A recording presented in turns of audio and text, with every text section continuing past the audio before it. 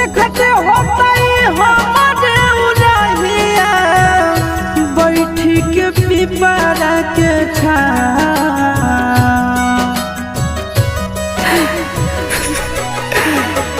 देखते होता हमारे उड़हिया बैठी के पिपरा के रुक रुक रुक अरे टरेनिया रुक रुक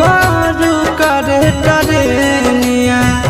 ले ले चल जनुआ के गाँव रुक रुक रुक रे टरेनिया।